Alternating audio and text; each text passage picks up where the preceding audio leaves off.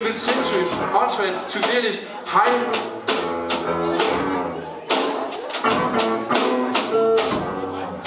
Poesi kan også stå alene.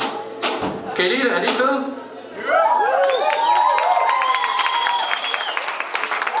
Det synes de sikkert også selv. Poesi kan også stå alene. Det er okay. Forleden sad jeg nede i parken, og jeg kiggede på en sø. Det var helt fedt, fordi der var et stort springvand. Det er ikke fedt i sig selv, men der var også vind, og der var sol, og det lavede en helt fantastisk flagrende regnbue hen over søen. Det får jeg lige et digt om også.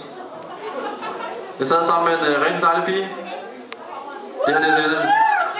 Lyset er blevet brudt i dine øjne fra de flagrende regnbuer. Hen over søens overflade, som nordlys på himmelrummet. Vores nutids magt er kærlighed. Til livet er det rejsende lys. Gennem tiden og rummet rejser jeg 1000 spørgsmål. Den blafrende virkelighed løb af med vores fantasi. Og ordene flød ned ad vores kranier i verdensrummet. Er vi del af hinandens lysformationer. Oplysende hinanden med informationer om hvad vi tænker om det liv, der løber over skærmen lige nu. Jeg bryder mig om lyset i dine øjne, der brænder for livet som stjerner, der bliver født og dør og sætter relief til vores tidsrum. Vores nutids magt er ærlighed. Fra vores munde så jeg universet, indtil forværret vores sanser, som lys og bølger i bevægelse. Så jeg 1000 tanker blive til virkelighed. I 6 sanser, 7 sind, 2 hjerner, 1 tanke og 7 farver i en regnbue af et spektrum af solens pulserende hjerte.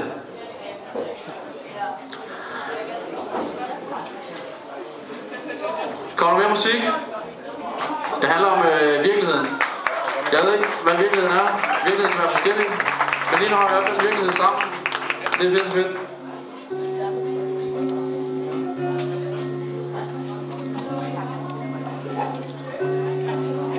I virkeligheden kommer vores ansigter til udtryk ligesom kunst og natur. I virkeligheden er vi så meget mere end ansigter og bøger og Facebook.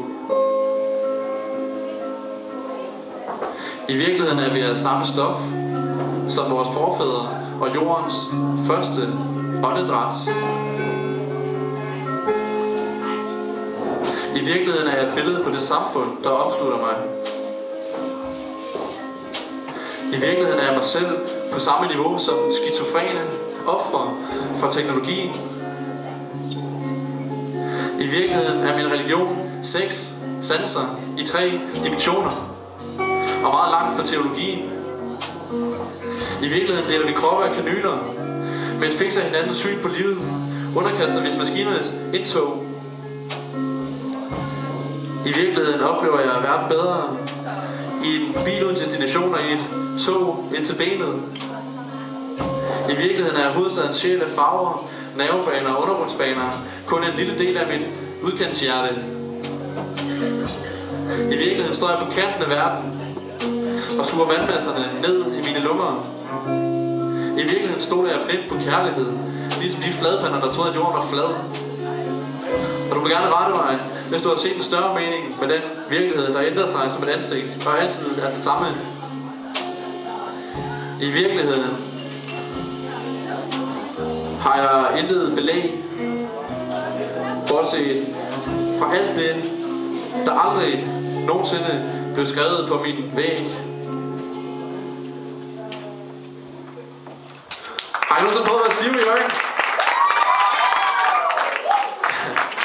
Jeg udgav en bog i efteråret, min første digtsamling, min debutsamling, som hedder Jorden kalder. Den handler om, at mine venner og min generation, de tager ud i verden, og det er pisse positivt. Men det handler også om, at nogle gange, så kan man sidde og svæve lidt for langt væk, og så siger man lige, Jorden kalder, kom lige ned til os andre igen. Og det er, man flyver vel også i at sige det nu, man er stiv, tror jeg.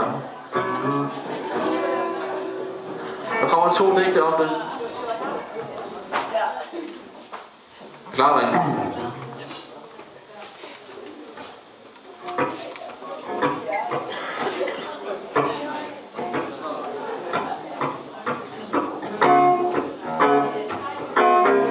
Så fjollede i en gamle sweater, som du står der i stroboskoplyset, vender du sjæl. Vi drøner ud, kysser dørmanden på kinden, bliver smidt ud, kysser hinandens kinder, hilser til dem vi passerer, nattens passagerer, og råber højere om techno og tærne i parken, uden at blive hørt for real. Husene og øjnene glitter som Lego-klodser. Vi er en anden superlativ. Alt er mega nice. Og nogle af laserstrålerne hænger stadigvæk på dit tøj made in China. Da vi køber natmad. Og dine nakkehår stritter som koraller. Din hud sveder perler. Dine øjne er ulovlig graffiti. Og du er fænomenal, når vi skriger uden at gøre det. Kaster vores hæmninger konstrueret over bord. For ligesom at føle det. Så for real. Tiden neder os som Pac-Man med blinkende bits. Efter tiden os op. Vi råber, vi skal være stive, som dør ud i trafik. Og før vi zigzaggede i byen, drak vi os fulde af glæde i en eller anden lejlighed hos en eller anden fælles ven. Og vi lod os slipper ud over andre i form af Tangerine Buttons og Wonderwall. Lige dumme en eller anden potens, men jeg kunne ikke være med enig med sloganet på McDonald's-huset i Randesten. I Glibes, I'm loving it, og i fortning på fransk, ligesom vi fik den lige før, når vi blev bil på vej, et andet sted hen og så videre, så gå med på sangene, så spiller man, på gaden står og spiller. Jeg kigger på mit arbejdsur, så er 5 minutter i bare arm, eller rettere 2:30, men er det sent? For real? Går vi hjem? Nej, for helvede, det er jo ikke engang morgen endnu.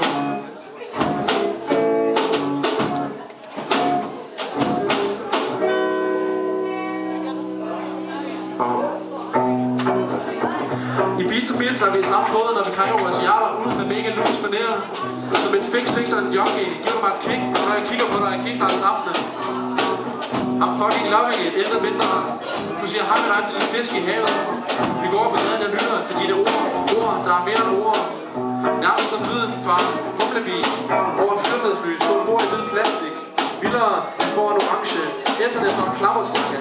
Og jeg får lyst til at kysse hende, der jeg mødte lige før, der hvor munden møder kinden. Hvad hedder du? Siger jeg. Er det ikke lige meget? Siger hun. Jo, siger jeg.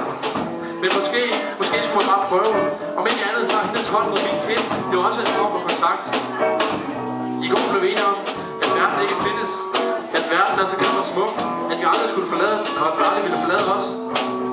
Vi sagde flow og job og S og tog i den samme sætning af ord, mens jeg spiste lækker cheeseburger, købt for 35 kroner på Steigergrill. Vi gik forbi hele tiden igen.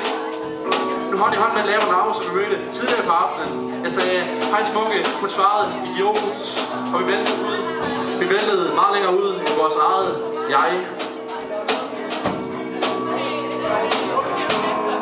Når man har været fuld, kan man godt have et behov for, eller i hvert fald tænke, nu skal jeg lige ned på jorden igen. Og det vil vi gerne sige, helt ned på jorden. Så det her, det bliver meget stille og roligt, og jeg vil gerne dæmpe lyset en lille smule, hvis I gider.